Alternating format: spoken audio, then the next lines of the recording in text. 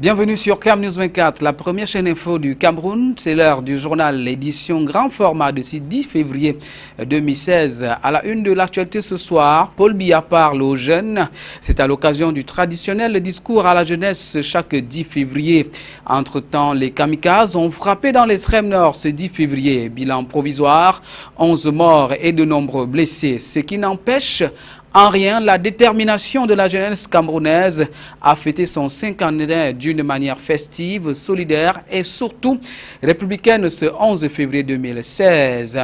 Ce 10 février est aussi jour d'entrée en carême pour les fidèles chrétiens qui vont observer entre 30 et 40 jours de jeûne et de privation comme l'avait fait Jésus-Christ en son temps au mont Golgotha.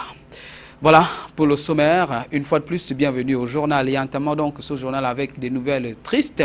À l'extrême nord, 11 morts et plusieurs blessés dans un double attentat de Boko Haram.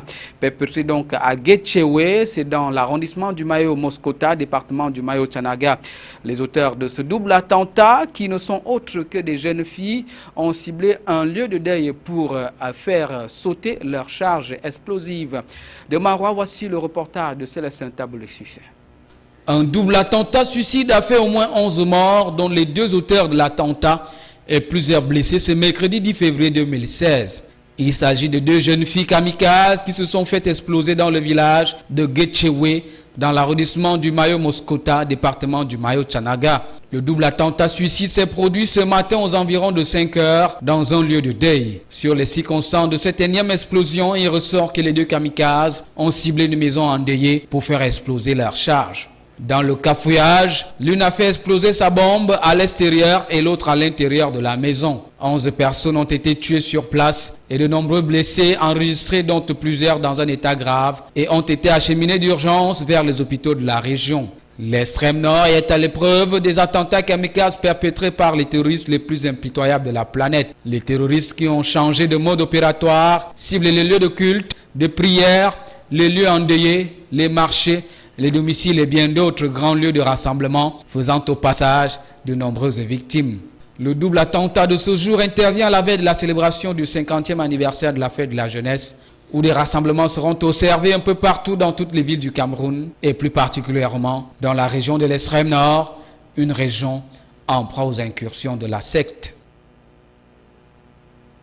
Boko Haram ne vaincra donc pas le Cameroun. Nous restons dans l'extrême nord pour parler de ces deux ex-otages kidnappés par Boko Haram et qui se sont échappés. Guillaume Minka III et Sylvain Minka, tous deux kidnappés par les membres de la secte terroriste Boko Haram, ont réussi à s'évader.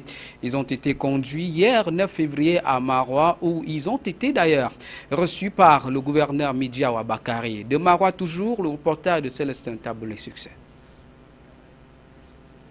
Deux otages enlevés sur la nationale numéro 1 sur l'axe Marois-Kousseri le 23 janvier 2016 dernier aux environs de la localité de Doublé viennent d'être libérés. Les deux otages camerounais ont recouvré la liberté le 30 janvier 2016. Ils se sont échappés selon leur déclaration des griffes des membres de Boko Haram au cours d'une offensive menée par l'armée nigériane contre cette base de Boko Haram. C'est dans la débandade totale que ces deux camionneurs ont réussi à s'évader pour se retrouver du côté du Cameroun où ils ont été accueillis par l'armée camerounaise. Ils nous ont donc pris, ils ont demandé d'entrer en bus. Ils ont demandé l'argent, on les a dit qu'on n'a pas l'argent. Combien? Ils ont demandé une somme de 2 millions de francs. Sous bonne escorte des éléments du BIR, les deux ex-otages ont été conduits ce 9 février à Marois, puis reçus par le gouverneur de la région de l'extrême nord, Midja Wabakari. Celui-ci, au nom du chef de l'État, a transmis le message d'encouragement et de réconfort. Il a remis également à chacun une enveloppe de 500 000 francs CFA, dont du couple présidentiel. Les deux ex-otages, respectivement Guillaume Minka III et Sylvain Minka, ont été kidnappés alors qu'ils transportaient des marchandises à bord d'un camion à destination de Kousseri. Le camion étant tombé en panne, des personnes armées des armes de guerre ont fait irruption et les ont kidnappés. Les assaillants, à en croire les témoignages, auraient demandé la somme de 2 millions de francs CFA aux deux chauffeurs pour leur libération. Ne disposant pas de cet argent, ils ont été conduits dans une petite base de Boko Haram à l'intérieur du Nigeria, dont ils ignorent eux-mêmes le nom exact de la localité. Signalons que c'est la deuxième fois que des otages camionneurs s'évadent des cellules de Boko Haram. Ouvrons donc la page consacrée au cinquantenaire de la fête de la jeunesse, qui n'est pas seulement la grande parade du défilé, mais surtout et surtout ce joyau architectural sorti de terre et ayant donc 5 mètres de haut, 2 allées faites en pavé, 4 marches et bien évidemment symbolisant les 4 points cardinaux, une plaquette faite à la couleur d'or et un vase à flambeau, et enfin situé en plein cœur de la ville de Ngaoundéré, chef-lieu de la région de la Damawa. Joseph Mwafoué-Colin Bekatal nous présente le monument du cinquantenaire de la jeunesse. L'initiative est du ministère de la Jeunesse, du Conseil national de la jeunesse du Cameroun et de la communauté urbaine de Ngaoundéré. Ce monument du cinquantenaire de la fête de la jeunesse a été inauguré ce mercredi 10 février par le numéro 1 de la région, Kildadi Boukar. Le délégué du gouvernement auprès de la communauté urbaine de Ngaoundéré, dans son allocution, a présenté et justifié le choix du lieu qui est un grand carrefour situé à la périphérie de la ville qui accueille les voyageurs venant du sud Cameroun, du nord par voie aérienne, et c'est aussi le point de rencontre par excellence des jeunes visiteurs du tout premier jardin zoologique. Le monument inauguré ce jour doit donc être surveillé par des populations et particulièrement par la jeunesse afin qu'il puisse garder son éclat. Dans son discours de circonstance, Kildadi Boukar, gouverneur de la région de la Damawa, a par ailleurs exhorté les citoyens de la ville de Ngaoundéré à beaucoup plus de sérieux, d'engouement et d'engagement dans le processus de l'émergence tel que voulu par le chef de l'État. Il est donc d'un enjeu capital. Ce monument reflète l'image de la sagesse de la Damawa. La jeunesse, c'est le fer de lance de la nation, une expression bien connue de tous les Camerounais, mais dont la perception du contenu ne fait pas l'unanimité. Il est encourageant de voir que beaucoup de jeunes Camerounais prennent conscience de ce qu'implique cet appel, regrettable aussi de savoir que bon nombre d'entre eux ne savent pas grand-chose de cette expression. Colin Bekatal, Josué Ngonga.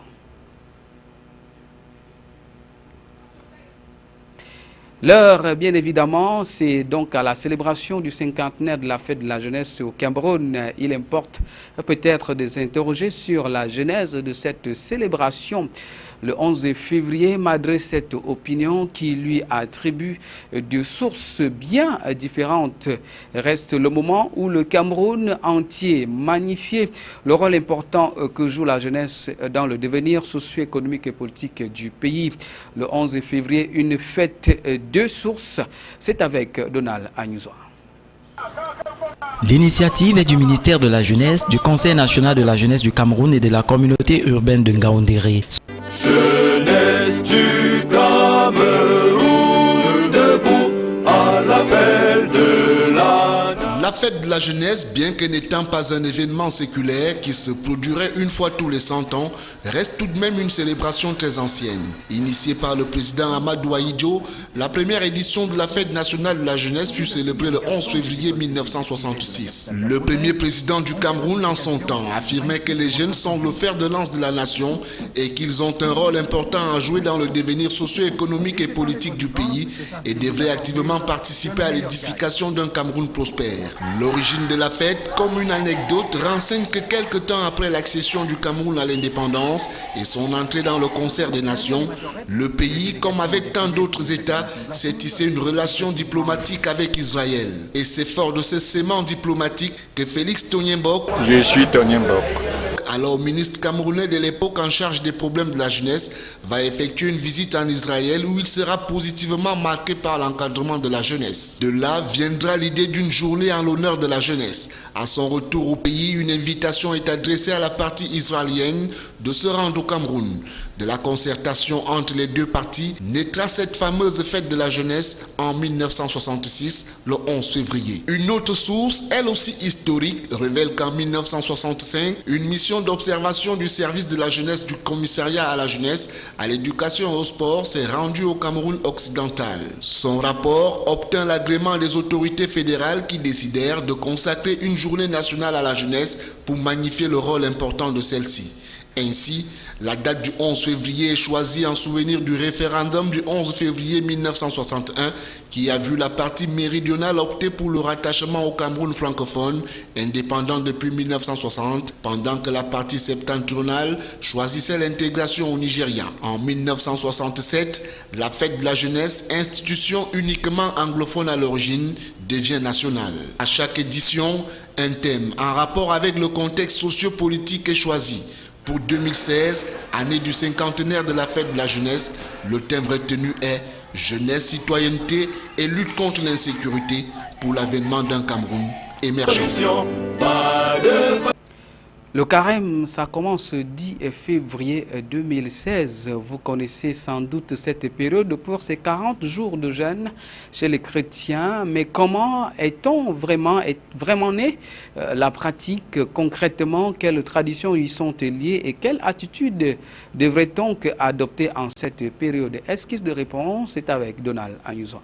Le carême est le temps de préparation à la fête de Pâques, cœur de la foi chrétienne, qui célèbre la résurrection du Christ. La première symbolique qui marque le début du carême se traduit par la pose des cendres. Un acte sujet à polémique que certains qualifient de pratique occulte, à côté de ceux qui ont plutôt une opinion contraire. N'est pas un signe magique, c'est pas la sorcellerie. C'est un signe de conversion, un signe qui nous prouve que nous sommes poussière, nous retournons poussière. Autrement dit, on devait prendre conscience de notre vie, marquer un temps d'arrêt, faire l'introspection, revoir notre façon de vivre, corriger et essayer de vivre conformément à la parole de Dieu. C'est ça la cendre. La durée du carême, 40 jours, sans compter les dimanches, fait en particulier référence aux 40 années passées au désert par le peuple d'Israël entre sa sortie d'Égypte et son entrée en terre promise. Elle renvoie aussi aux 40 jours passés par le Christ au désert entre son baptême et le début de sa vie publique. Ce chiffre de 40 symbolise les temps de préparation à de nouveaux commencements. Le carême, temps de conversion, repose sur la prière, la pénitence et le partage. La pénitence n'est pas une fin en soi, mais la recherche d'une plus grande disponibilité intérieure. Le partage, quant à lui, peut prendre différentes formes, notamment celle du don. Le 8 mars se prépare déjà dans la région du littoral à Douala. Les membres du comité régional pour l'organisation de la Journée internationale de la femme édition 2016 ont été installés ce jour à Douala par le secrétaire général des services du gouverneur, représentant personnel de Samuel Dieudonné Iva Hadibois. Reportage. Créé par arrêté du gouverneur de la région du littoral datant du 3 février 2016, le comité régional d'organisation des activités marquant la célébration de la 31e édition de la Journée internationale de la femme le 8 mars 2016 est déjà à pied d'œuvre. Les autres membres du dit comité ont été installés ce 10 février par le secrétaire général des services du gouverneur, Étienne Ludovic Mba, représentant personnel de monsieur le gouverneur. En vertu de l'arrêté numéro 03 ARC dans le SCG d'Adège portant création du comité régional chargé de l'organisation de la 31e édition de la Journée internationale de la femme, le 8 mars 2016 à Douala, signé acte pris par M. le gouverneur de la région du littoral, je vous déclare installé dans ces fonctions au nom de M. le gouverneur de la région du littoral et vous exhorte donc à œuvrer de telle sorte que les responsables membres des commissions dont vous assumez la présidence contribuent de façon effective afin que toutes les articulations prévues dans le cadre de la prochaine édition de la Journée internationale de la femme puissent se dérouler de façon harmonieuse, de façon efficace, et qu'au terme de cette célébration, nous puissions dresser un bilan élogieux de tous les travaux qui auront été faits. Les différents membres des commissions ont pour mission de tout faire pour une organisation réussie de la Journée internationale de la femme, laquelle, de l'avis du secrétaire général des services du gouverneur, doit être une occasion de réflexion pour résoudre les difficultés auxquelles font face les femmes. Par exemple, l'accès à la propriété foncière. Les femmes commencent déjà à s'approprier ce côté instructif de la Journée internationale à elle dédiée chaque 8 mars. Lorsqu'on parle du 8 mars, on a tendance à croire qu'il s'agit juste d'une fête, mais au fond, c'est d'abord un jour de réflexion et c'est ce que nous disons régulièrement aux femmes, de réfléchir, de prendre cette journée, de se poser des questions, hein, de faire un recul en arrière, de s'introspecter. Et nous leur donnons beaucoup de conseils, notamment par rapport à l'encadrement des enfants, à l'éducation des enfants, à leur propre éducation. Parce que c'est un jour, c'est vrai, il y a un certain laisser-aller, mais de plus en plus, hein, nous pensons que les femmes comprennent et se sentent plus responsables le jour du 8 mars. La première réunion de synthèse du comité régional d'organisation du 8 mars 2016 dans la région du littoral à Douala se tiendra le jeudi 18 février 2016 dans la salle polyvalente des services du gouverneur, cadre de cette cérémonie d'installation. C'est la fête de la jeunesse. Faisons donc un rétro-pédalage sur ce reportage qui concerne l'expression la jeunesse, fer de lance de la nation. Ce que pensent les jeunes de cette expression, ce qu'ils en comprennent. C'est le reportage de Colin Bekatal et Josué Ngonga. Jeunesse, fer de lance de la nation. Voilà un célèbre groupe de mots marqués au fer rouge dans l'esprit des Camerounais. Dans la tranche concernée, l'écho de ce slogan résonne dans l'esprit de quelques-uns comme un simple point de vue. Je peux dire que la jeunesse, le fer de lance du Cameroun, c'est le fait que la jeunesse fait partie du point de départ pour un nouveau Cameroun émergent. Qui dit jeunesse, fer de lance du Cameroun projette l'idée qui signifie que la jeunesse est l'avenir de demain, en fait. Donc, pour moi, ce slogan est à sa place. Autant plus que de simples mots, cet appel exprime des objectifs précis. Je dirais juste que les jeunes devraient, n'est-ce pas, éviter la paresse, vous voyez un peu. Éviter de penser aux choses faciles. Donc, il faut travailler pour obtenir ce qu'on veut. Juste le travail. Après le travail, n'est-ce pas, il y a quelque chose de tellement satisfaisant, quoi. On ne peut qu'obtenir quelque chose dont on peut se fier quand on travaille. Le gouvernement doit soutenir cette jeunesse tout en déjà à l'université, doit promouvoir la jeunesse qui sort dans les industries. Déjà signer aussi des partenariats industrie-université pour que pendant que les élèves et les étudiants qui sont déjà parviennent déjà à s'adapter dans le monde de l'entreprise. Pour que même s'il n'y a pas d'emploi, déjà avec l'auto-emploi qu'ils ont pu acquérir dans l'industrie comme stagiaires, ils puissent demain eux-mêmes développer leur état d'esprit. En effet, il est louable de voir que des milliers de jeunes Camerounais prennent conscience du qualificatif qui leur est attribué. Dans le monde, on trouve dans les domaines de la science, du sport et de la littérature, pour ne citer que cela, des figures de proue dont le Cameroun a besoin pour son émergence. Pourtant, il est autant vrai que beaucoup d'autres ne sont pas un repère de la relève. Ils sont pour ainsi dire une catégorie de fer émoussé qui se veut disciple de Bacchus, apôtre des jeux d'argent, accro à la drogue, voleur, bref, foncièrement vicieux. Le temps de l'éveil a sonné depuis longtemps. L'avenir du Cameroun appartient à cette jeunesse qui a le devoir de l'élever. Toutefois, elle ne demande qu'à être soutenue. Avoir aussi un certain soutien. Puisque quand on est délaissé, c'est pas facile d'évoluer dans la vie. Il faudrait qu'on ait quelqu'un sur qui on peut compter, quelqu'un qui pourrait nous aider quand on a peut-être un besoin ou bien quand on est bloqué. Aux autres tout au moins de prendre conscience d'un mal-vivre réel que connaissent les jeunes Camerounais.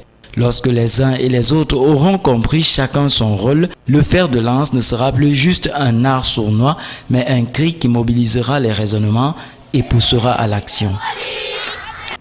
C'est la fin de ce journal. Merci de l'avoir suivi. Au nom de toutes nos équipes rédactionnelles et techniques, recevez donc les souhaits de bonne fête de Cam News 24. Et l'information continue justement sur Cam News 24 et sur le site www.camnews24.net. Mesdames, Messieurs, bien le bonsoir.